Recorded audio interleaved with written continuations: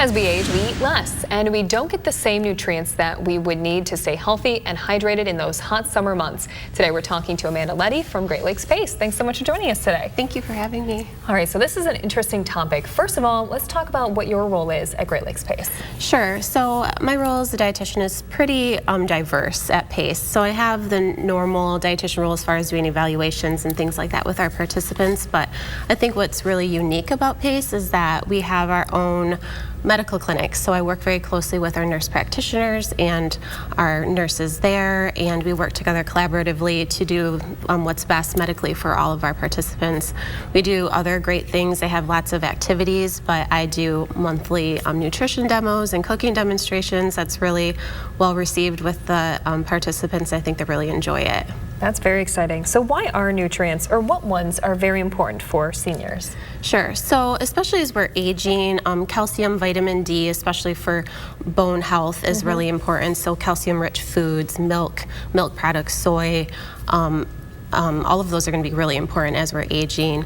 Potassium, as long as we're decreasing sodium with that, can help with blood pressure, and so that's also super helpful. Vitamin B12 is also something that they don't eat quite as much, and that is also really important as far as nerve function. So those are some of the important ones.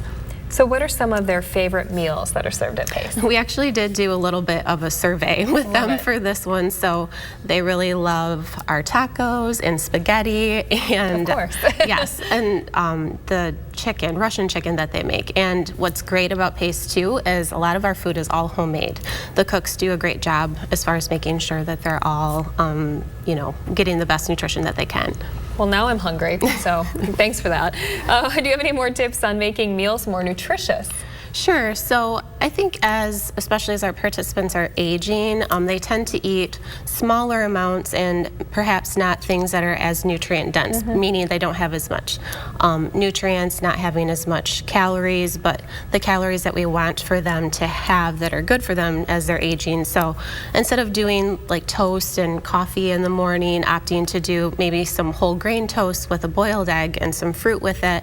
And so it's not overwhelming in a lot, but it's still something that's going to offer them the nutrients that they need without feeling overwhelmed. I like that. It's just some easy swaps, it sounds like. Sure. Well, thank you so much for being here with us once again. You're some really welcome. great information. And if you would like some more information, just stick around to the TV5 Facebook page. We'll be there live after the news at 9 is over, answering your questions.